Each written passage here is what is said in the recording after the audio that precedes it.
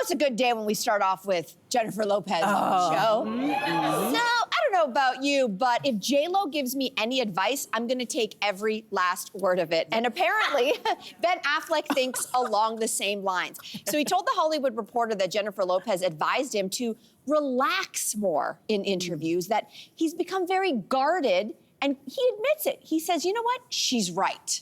So, Andrea, over to you. I mean, do you think, what do you think of the fact that she's giving him these kinds of pep talks? Oh, okay, first of all, it's very weird for me to start off this conversation when I have the resident J.Lo expert sitting right here. But I'm gonna get into this, because the first thing I thought when I saw this article was, hello, Ben, welcome to dating an alpha female. Wow. Right? And as we know, Jennifer has taken herself from a backup dancer to an entertainer, entrepreneur. She's done everything. Not only are alpha females great at leading their own lives and being ambitious and knowing what they want to do, they're also good at leading other people. Now, I don't know, Ben's relationships between the first wife, Jennifer, and the second Jennifer has been a little bit of kind of like beta women, younger, much younger, would need to be led.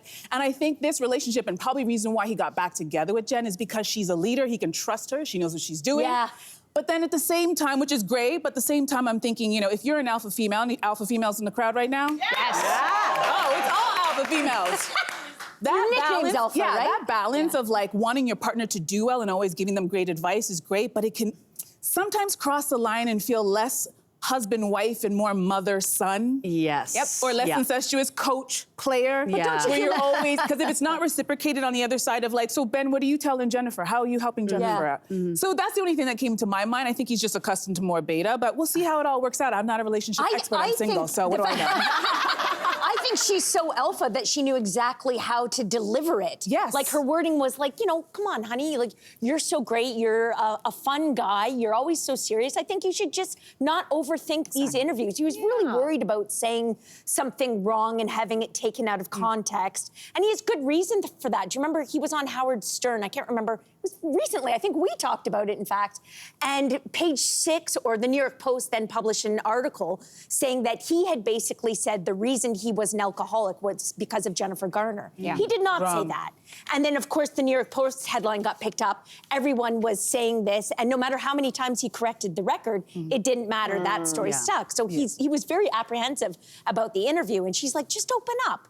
I think only she could have given him that advice. No one else. Female.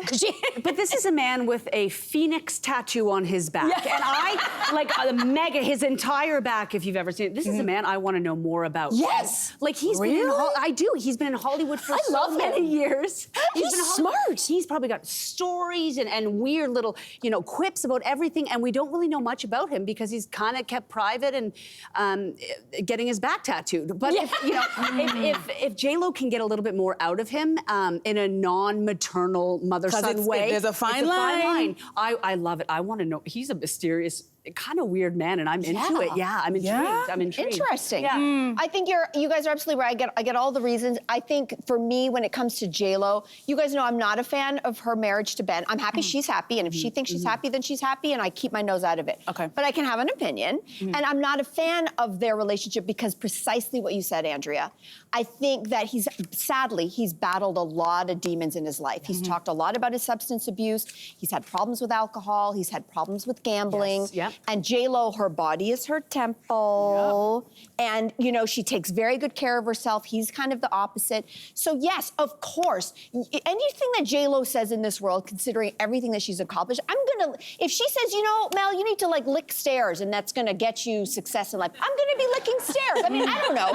Whatever she says, I'm going to follow. But she has a superpower when it comes to how you interface with the public and the media. Yeah. Have you ever seen J.Lo down? Nope. Never a misstep. Never. Her superpower is, I ain't ever gonna let anybody see me sweat. True. Unless she's working out in the gym, which is great. That's great. Yeah. So whatever J.Lo has done in her career, she's so good at compartmentalizing the personal. This girl has been engaged 5 times, broken up with these men 5 times, the mess that she's had to deal with. But you think Ben Affleck's the problem? Yes, yeah. Because she doesn't let us see her.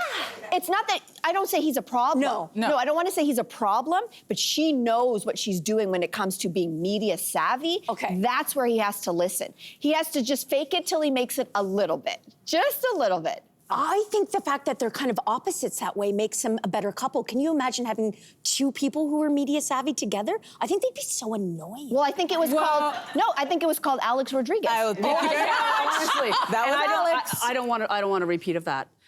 Thanks for watching. We've got lots more discussion and debates on everything from food and fashion to pop culture and current events. Don't forget to click like and subscribe.